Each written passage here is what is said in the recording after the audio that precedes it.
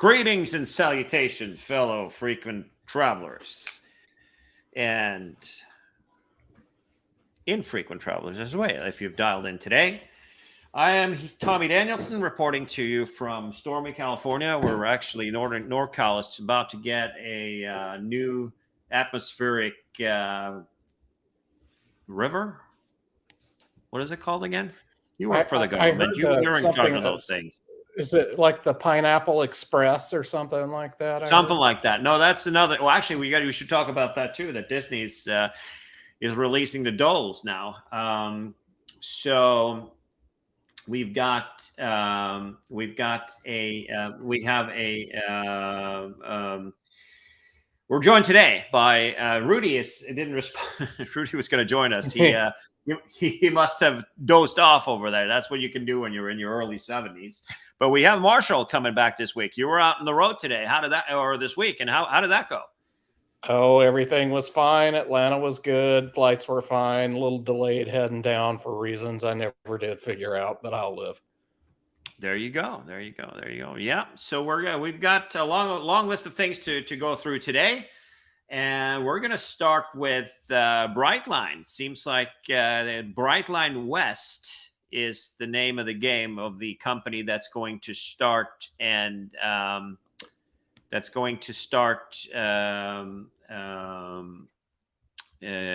me see here. I got to find the correct story here before I get on the gig here. Chrome tab, not tab. I need a window. There we go. There is the window. Here's the correct window here. So what people are saying is that so it seems like there was a press release and the mayor of Lake Cucamonga, he was inviting for a nice little press conference earlier this week where he announced that Brightline West is going to open up from Lake Cucamonga, from Victor Valley to San Bernardino and stuff in 2027 to Vegas. So LA area to Vegas, high-speed rail is about to open in 2027. How do you feel about that? 260 miles. That's not that far away. And I think that's a pretty exciting corridor to open up that kind of thing. Yeah, so I think that they've done the right thing. They've done it simple. I mean, we've seen them build down in Florida, and it's not like they're going through anything complicated here, right? Geographically, they're going through the desert to Vegas, and they're following the 15 highway. That's what they're doing, and the median or on the side. I'm not 100% exactly where that's going to be. They are using some Siemens train, looks like, all electric and with top speed at 180 miles an hour, which the diesel ones they're using down in Florida has a top speed of 125. Mm-hmm. So 2 hours from Victor Valley, 2 hours and a quarter from San Bernardino to Vegas, which is half the time of driving, what it takes to drive there. And if I know Brightline, have you ever been on the Brightline train? I haven't. I know Jamie has, and Jamie was raving about it. It's 1+2. They got business class. They got meals. He was down in Florida doing the. Sure. It goes from Miami up to like Palm Beach, and soon it'll open up all the way to Orlando, which is on their own dedicated line, so they don't have to share with anybody, with no obstructions and no over. They all have like right away through the whole gig, so they'll go 125 miles an hour, full speed on that piece. Well, the way they drive in Florida, that's about the same as driving, though, right? But yeah, this is interesting. No, I think so too. I think that's, like I said, an exciting market to start in, and I'm looking forward to seeing the Brightline expand in Florida as well. Those are places where high-speed rail makes sense in those kinds of corridors, I think. Right. It's not downtown LA, obviously. We're talking about, Lake Cucamonga and stuff, so it's not really from the get-go. But I would say that this is a massive improvement, and I think it'll be wildly successful that you can sit your ass. So I also read when I saw that. Well, I saw the press conference. The mayor, he forgot he was on TV TV. So it's like right next to me here, you can see. Oh, well, outside of the camera, you can see. They're making a 3.5 mile tunnel from the station to Ontario Airport. So you can that'll be handy. Yeah, so they have this little, like the little train that takes 5 minutes to go between the station and the airport, which is definitely handy dandy. And I'm sure there'll be stops along the way, so people, anyways, between Victor Valley and Vegas, there really isn't much to caption there, is there? It's like nothing, right? So you go through Death Valley and stuff, and nobody lives there. So, but anyway, I think it's interesting. Do you think it'll be done in 2027? It's entirely possible that this could get done. This company, has a pretty good track record, I think, on meeting milestones. There's, of course, a lot of opportunities for delays in any kind of construction project, but hopefully where they're starting at and then basically just traveling through the desert, fingers crossed they'll be closed on time. Yeah, I think you're right. I think that if anybody's can do it, then it's definitely these guys.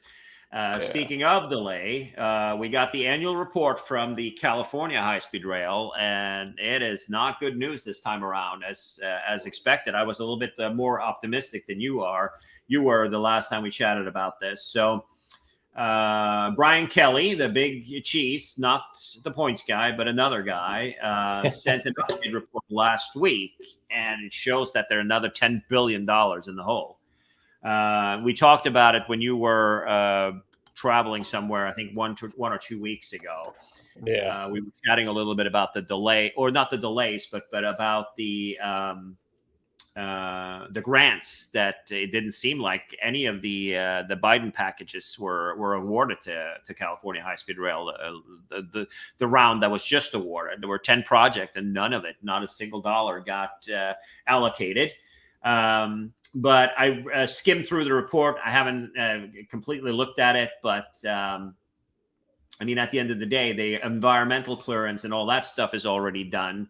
The 119 mile Central Valley segment, there's a lot of stuff that's completed. All of these bridges and stuff like these big, massive structures is already done, right? They have, so authority approved design completed, that's already done. Right away parcels delivered to contractors is 96% done. Utility relocation complete in progress, 71%, 83% when next year is done. Structures complete in progress, 86% in 2023. Why the hell are they opening up rock and roll in 2033 when we're looking at here, when it's 86% done? I don't know, but miles of guidance complete, and overall contract is 72%. The big issue here, the big elephant in the room is, they're working their asses off to do various things, but they don't have any money. Without money, it's just California is a special place politically, and I don't begin to understand the politics of everything, but it's also a costly place. I think also the segment that goes from here from Madera into Gilroy is going to be very, very, very, very expensive to do, because it goes through the mountains there and a lot of tunnels. They have to be ready. It's also in the San Andreas Falls area, so it's through very, very risky earthquake area. So it has to be made very secure, and it adds a lot of cost to make sure that your train it's not in an 8-mile tunnel when and the whole thing collapses because of an earthquake. So that's obviously things that cost a ton of money. But as you can see, this is what you get when you have politicians making high-speed rail. Look at this map. It is as far away from a straight line as you could get. Right. It goes to these little. I don't even know what to say. So we had the Bakersfield to Merced thing is 170 miles, right? That is cleared and ready to go, and they have financing for the first up to Madera. They have financing from Bakersfield, but and from San Francisco to San Jose, Caltrain, they've, high speed rail has paid Caltrain already over $800 million to make those tracks readily available. And they're electrified. Those trains are testing right now as we speak between San Francisco and San Jose. Travel time goes down by 15 minutes, mostly because of the acceleration and top speed of those new electric trains that they have. And then the next chapter in that story is San Jose to Gilroy, which is also Caltrain today, because they would have to, they're going to start late this year, I think it is, with Caltrain's new electric trains. But in San Jose, you got to switch trains. And then you got to get on the old diesel porky down to Gilroy there. So they're looking to electrify that as well. But between Gilroy and Madera, there's no track, or the intersection between Merced and Madera, there's no tracks. It doesn't exist today. So that piece would obviously, and we talked about it before, be important. But yeah, so now we're talking $10 billion extra dollars. Is what we're talking about here. It's funny. Key accomplishment starts in 2008. That's a long time ago. What were you doing in 2008? I don't know. That was 15 years ago. I don't remember what I had for breakfast. No, I don't remember what I had for breakfast yesterday, but that's a whole different story. I think that was the financial crisis year, if I'm right. It's when George Bush was taking care of business, or maybe the opposite. And we fell into a recession. I remember that. That was the first year we had our 10th year anniversary for the Megadoo back in 2019. And and that was before that. So I don't know. It's messy. Who knows what's going to happen next? There's always, when there's bad news, there's also good news. It has to be built. They got to get their ass in gear and at least get the Bakersfield the Gilroy to Merced thing taken care of, so you can actually have something that's usable. And I think that's going to have big impact on Silicon Valley, because the problem we're seeing now is still the fact that they need people to work. There's a ton of open jobs in Silicon Valley, but they can't hire them because a 2-bedroom split level, 1,600 square feet split level, built with a little bit of asbestos back in 1965 is $2 million, right? So it's not feasible, right? So people, California, you can live, and when you see how big these businesses are and how much they contribute to the economy, it literally, if we look at the map we were talking about here, if we're looking at this map that's here, you can live in Madera or you can live in Gilroy and go into San Jose and to go into Palo Alto and Silicon Valley and sit on the train for 10 minutes instead of an hour and a half in traffic. If you live in Madera, we're talking, farmland and hillbillies up there, and a lot is like 50 grand. So you can build a mansion there out in the sticks. And still drive your car to a train station and sit on the train for 15, 20 minutes and be in town, right? So that's obviously the way to do things. So that's how impactful that could be. But there's a big piece missing between Gilroy and Madera that just doesn't have funding and isn't even approved. So $10 billion over budget. And it's funny because that's for the current stuff between Merced and Bakersfield. So, it's probably not the last 10. No, that's definitely not the last one. We saw the Bay Bridge. It was supposed to cost $3 billion. It ended up costing $17 billion. So, but anyways, that's enough with that. Speaking of, Melinda and I are heading over to our Loyalty Summit new conference in retail. That comes in Zurich next week. And we're traveling over. Our plan was to go on Saturday. And we carefully booked this flight with business class being completely empty. And the upgrade was definitely going to clear until the French came out. And they are blocking and doing all sorts of fun stuff. And the flights from the U.S., many of them are canceled to Paris these days. So tomorrow, the flights out of here on the West Coast to Paris is canceled.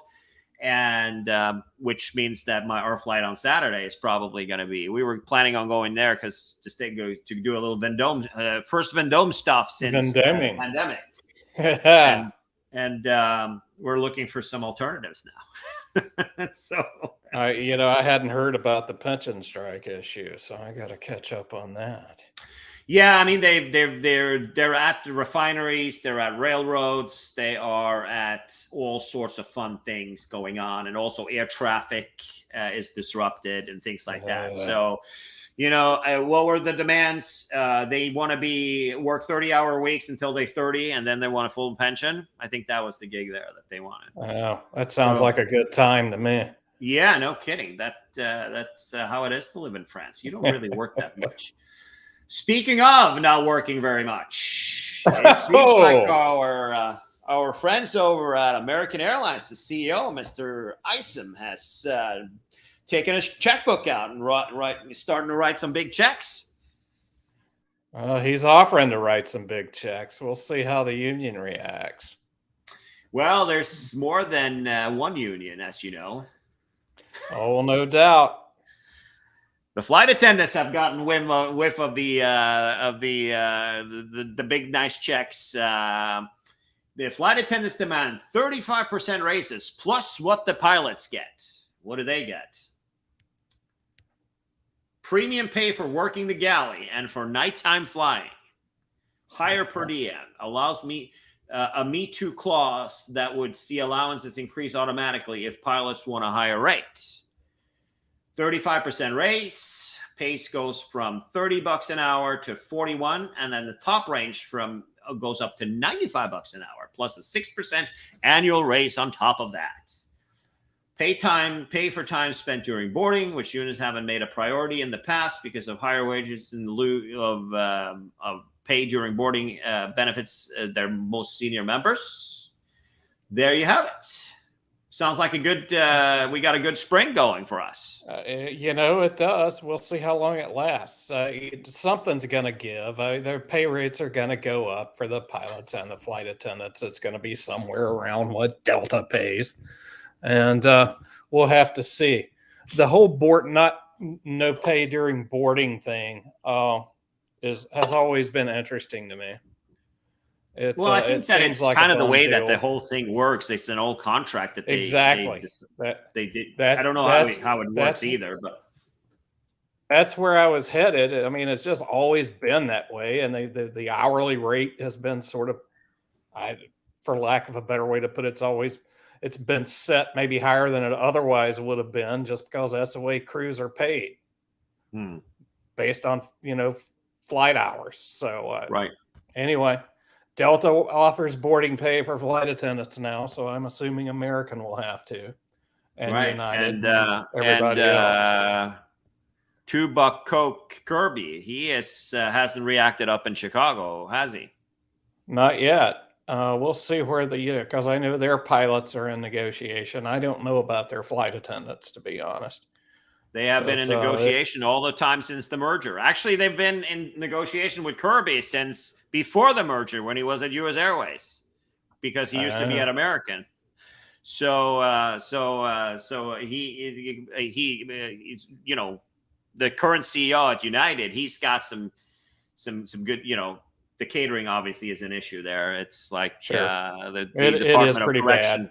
Yeah, the Department of Correction of Illinois took over catering for United for 10 cents a meal, and keep going on. I've actually seen a couple of good meals posted lately, but Scott Kirby has been known for kicking the can down the road on these agreements, and now the COVID obviously they offer some great packages for pilots to retire early. Sure, and we talked about that, and if you got your full pay if you were 60 and you got your full pay until you're 65 without doing anything, sitting in Palm Springs, retired at 60, what would you do? Would you go out there flying, or would you?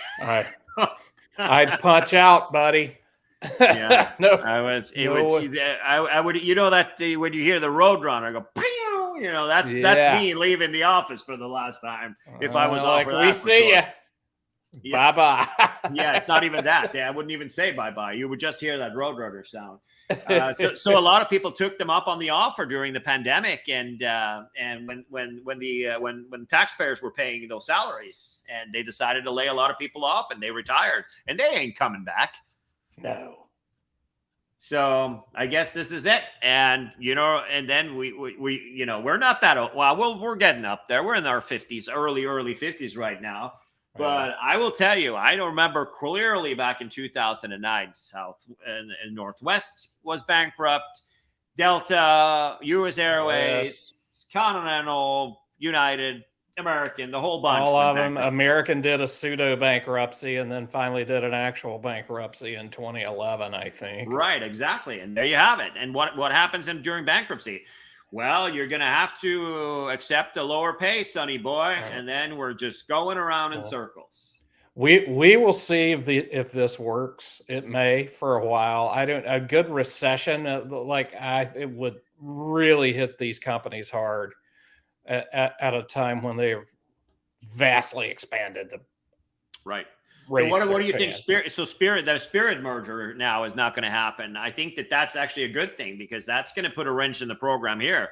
That's they don't have any choice other than the costs are going through the roof here. Yeah, they don't have any choice. Gas is expensive, and now we're talking 35% pay raises across the board, plus angry flight attendants. They're going to have to get paid too, and capital cost is going up because of interest rates. Something's got to give here. I expect so. It may work for a while. I mean, the airlines are run by accountants. Maybe they think they can get away with paying this, but first little wrench into the economy, and I think it may come apart. But again, yeah. All right, let's go on to, I saw an interesting article. Did you read that this morning about my boss and I were flying home from a conference. We were on the same flight, but our original seats were not next to each other. I'm a frequent flyer on the airline and use their credit card, so I often get free upgrades to first class. I got upgraded to first class, and my boss did not. Who gets to see it? I actually faced this 2 weeks ago. Really? Yeah. And I mean, it was my boss 2 levels above me. He wasn't even my boss. He was the big boss. And I'm like, hey, it was a particular flight at a particular time of day after a particular thing that I decided when they offered me the chance to buy the upgrade, I'm like, I'm paying for it out of pocket. And and it was a pretty good deal. So I took it and I sat in first class while the big boss sat in coach. Cool. We did joke about it with each other. He was cool about it. I thought that Pete Buttigieg was flying private all the time. Not that one. Not the big boss. No. I wouldn't talk about that even if it was. Right. And so at the end of the day, I also had have a story on that. This was unintentional. When I had a real job. You remember when I went to work, and actually worked? That was I was working for Singtel, Singapore Telecom, and once a year we had our big hoorah get together where all of the good people who were doing really well was over in somewhere in Asia to do like a once in a year gig. And we were in KL, in Kuala Lumpur, like 500-600 people at a hotel, like a not Sentosa. That's another place. It's some hotel, some resort in the outskirts of Kuala Lumpur we were at. Mm-hmm. And we were flying back to Singapore, and this was Silk Air. So now Singapore has now done their narrow bodies. They're now called Singapore Airlines, but back then it was owned by 100% by Singapore, but it was called Silk Air. And so it was an Airbus 320, I think. It was an Airbus of some kind. And I think, or was it it doesn't matter. It was a narrow body. And I was, for some reason, I got an operational upgrade. I went to the machine. I put in my thing. I put my passport in and spit out a boarding pass in business class to Charlie. And, and there was 80, maybe 100 people on that flight that worked with the same company as me. My whole team was there, and everybody else. And I I was scooting me out, and this was when they had newspapers on board. So I got a newspaper and I scooted down under the newspaper while everybody was boarding, right? And but there, I had a mean son of a bitch of a moron of a boss back then, a guy from India that had made it big at Tsingtao. I think he actually was canned not that long after because of a couple of things. But anyway, so he walked by me and he sat down because he sat down in a middle seat in the bulkhead right behind me, right? Of all things. Yeah. So he saw me. He had a straight view right into where I was sitting, right? And he saw that I was sitting there. He didn't come forward and ask me, but at a later time, we were in Singapore for a couple more days. He came up. So why did you didn't charge the business class to the company? And I was like, no, they were oversold in the back and they gave me an upgrade. I'm sorry. It's like, so I guess some bosses are just better than others. I saw a lot of commentary out there. So if you have time, go take a stroll over. No, I will. I'm glad you pointed this one out because I haven't really scanned the news and the blogs today, to be honest, because been doing other things, like cat vet appointments and etc. Yeah, same here. We had a couple of those. Yeah, your bill was only $700, so that's good, right? Yeah, no doubt. Right. The couple of other things I found here. You're a big cruise guy. You're the cruisiest of all cruise guys, and it looks like these private destinations are kind of popular, right? Sure. You like the one where is that one? The Coco Key or whatever it's called? Coco Key, yeah, is very nice. Labadee, Haiti as well for Royal Caribbean. We were there with the celebrity at the Labadee. That's all, folks. That's but Coco Key or K or the locals will call it Key, so I'm going to go with Key. What is Royal Caribbean really dumped a lot of money in there and has made it pretty nice, and they're still working on the thing, expanding it. Right, because for them, it's obviously a better gig, right? Sure, I mean, because that means that they get to spend money on them. They can hire people and they can do things. Yep. I think that the Haiti thing was kind of weird, to be honest with you. I didn't like that so much. I walked along the fence there, taking a walk in the area, and there was like kids from the village begging through the fence, I'm sure weird. I never made it as far as the fence. I've been on the other side of that fence, not on a cruise, but back in the day when I was working for an airline that shall remain nameless on an audit trip, and it's a pretty poverty-stricken place, right? I also was there when I was down in the DDR myself. I crossed the border a few times over to Haiti, and I mean it's civilized and fine and that kind of stuff, but especially in the north there where Labadee is, but it's just the poverty is heartbreaking. Sure, it's not what you want to see when you're on vacation. It's there, and but anyways, and I also remember that day my brother was so hungover that day that he actually we to this day. So you threw up in Haiti.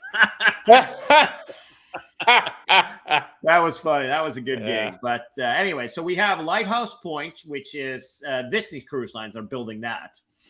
And they had plans back in 2019, and the COVID kicked the can down the road. And the construction is underway already.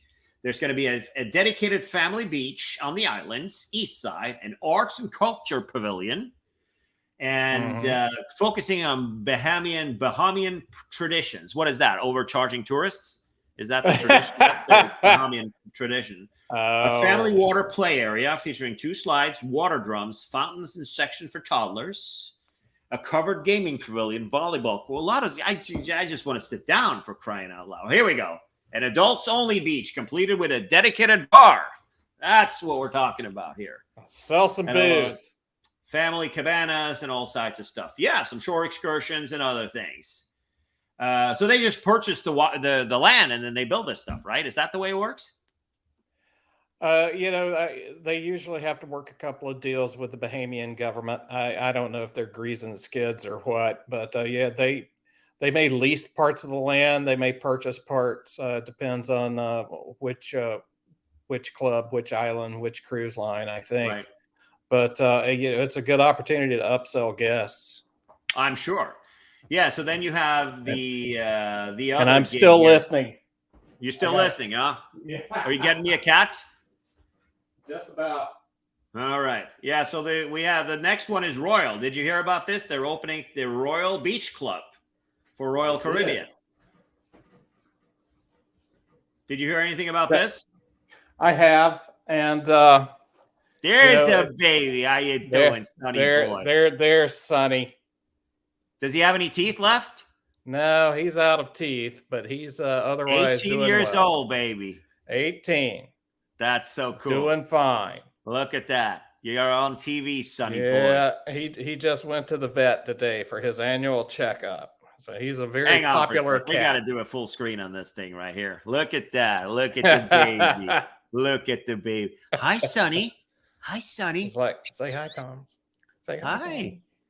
Yeah. Wow, he's pretty mellow for 18 years old. That's pretty good. Yeah, he's pretty wily most of the time, but he's had a big day, so he's a little tired from his I can relate for sure. Yeah. All right, so let's see here. So we've got the Royal Beach Club. It looks like an atoll type of stuff with a very narrow little island.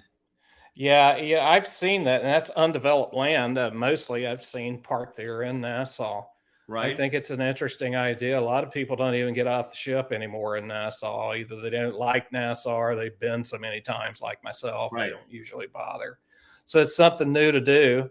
Yeah, I think so. I mean, so last time Melinda and I were there, there's a boat that goes kind of over the canal there, like it would cost like $2 or $5 or whatever. It's like a scheduled boat that takes you from the cruise port over to like the Atlantis side. Yeah. And we just found a place, a map, and we went and had lunch, and it was actually pretty decent. We had a good time, and we walked back to that boat and took that back to the ship. And young man buy our stuff for half a mile. We walked by all that thing, but it was actually an enjoyable day. We had a good time there. So I've got to try that next time. I've done we have done, Deandra and I, the Atlantis water park thing a couple of times, which is sort of an expensive excursion, but it's $150 a person. Yeah, and that doesn't include the 25 extra bucks you're going to pay for a cheeseburger. So. And the $28 for a margarita. Exactly. So what are we doing here? Few details are known at this time, but visitors can expect private cabanas, pool, beach access, island-style barbecue lunches, and a variety of local musicians and artists, according to the statement on the cruise line's website. Additional information will be released in the coming months. So what's the story here?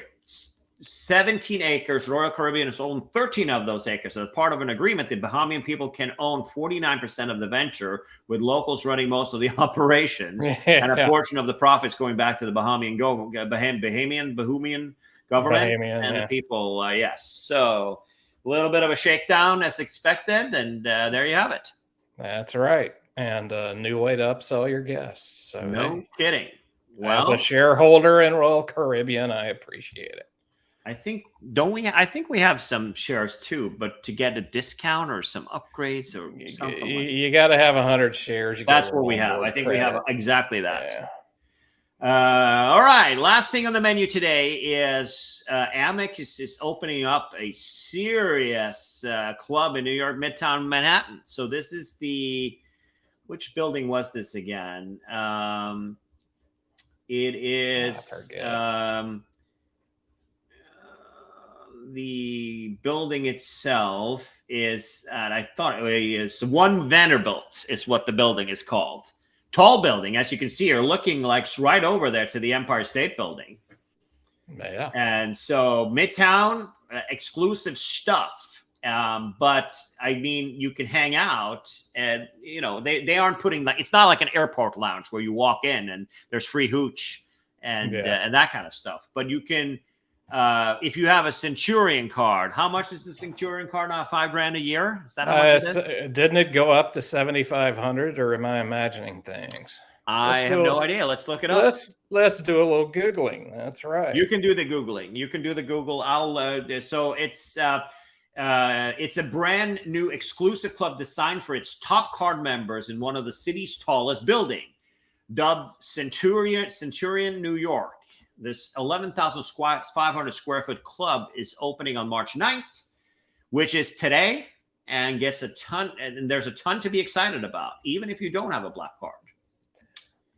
Wow. So who gets access? It's open daily from 11 a.m. to 10 p.m. One Vanderbilt is, by Grand Central, big, tall building. So walkable from all the hotels in that area. You gotta, those are entering the building to access the Centurion, New York, are asked to check in at the Madison Avenue lobby, which is right there. That's how that looks. It's pretty swanky there. You got a little place where you can drop off and things. You need to bring a government issued photo ID to enter the building. So that all of a sudden, all of the sovereign citizens are out. We are then, reservations for Centurion, New York are broken down into two groups. So if you have the black card, you can do walk-ins actually. They have Centurion holders have access to priority dining reservations, private dining lounges, and on-site concierge and member-only events. They are welcome to walk in and bring guests subject to capacity, but reservations are recommended. And then Centurion members can make reservations by downloading the Centurion New York mobile app or call the phone number on the back of their cards. That's fancy. Everyone else needs a reservation to enter the club. Let's see. Click on the gig here and see what the story is. Okay, let's see if we can go, say, on Monday. Sorry, they don't have anything. No. Nothing. They got nothing. Is it really that swanky? It must be. Holy smokes. There's not a single reservation available at all for anything? That is quite interesting. Yeah, it'll take a little while for the new to wear off, perhaps. Perhaps. Has anybody seen the restaurant menu here? I have not. I guess TPG didn't get to, it's funny. It's like, no news on what's going to be signed there yet. Blah, blah, blah, blah. You can hang out and do things and get drinks and whatever you want there, like any other, restaurant or bar. And, there's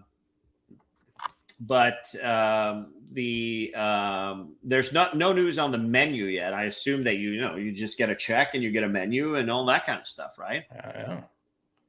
I mean, it's cool. Sure I'd go there. Should we have an aim to go check it out? I think we should. Especially now that cool. I know they'll let commoners like us in. We just got to make a reservation. Apparently, except there's nothing available. Maybe I should call my platinum concierge. I've never done that. Have you ever called? I have never in the 16 years I've carried, or 17 years I've carried an Amex Platinum card, ever called the concierge number. Same here. Never, ever. Maybe the sun will rise on a day that I do, but it hasn't happened yet. Yeah, well, let's see. Obviously, it's popular as hell, and it's Daniel Boulud, right? The French guy sure. who makes, he's got the most decent salmon of all salmons available in the United States. I mean, there is I found a place that's in Santa Barbara that's it's called. What is it called? Santa Barbara Smokehouse that gets really good small batch stuff from Europe that has good. But he makes Daniel Boulud smoked salmon is the stuff to get. That's really high quality stuff. So, and he's the guy who's making the food. He's a chef, very renowned chef. I have actually heard of him, but he's definitely a guy to watch for sure. Yeah. And let's try and see if we'll keep an eye on it and see a report back. Yeah, next week there won't be a broadcast. I'll be in Zurich, maybe if the French will. If the French will stop messing around, but we're looking for alternative transportation to go over there. I wonder if United will rebook you. We'll see. I would think so. Yeah. Pardon? I said I would think so. I would think so as well, but but we'll see. We'll see what happens with that. But tomorrow's flight from San Francisco to Paris is canceled because of the strike. We're on deck for Saturday, so we'll see what happens with that. But fingers crossed for you. Yeah, we'll see. Thank you, and thanks for joining in, everybody. You want to wrap it up and thank everybody for joining since. Hey, and thanks for joining us. And Sonny the cat wishes everybody well and a great weekend coming up ahead. Beautiful. All the best to the missus, and thank you. You bet. Same to Ciao. you. See you soon. Bye-bye.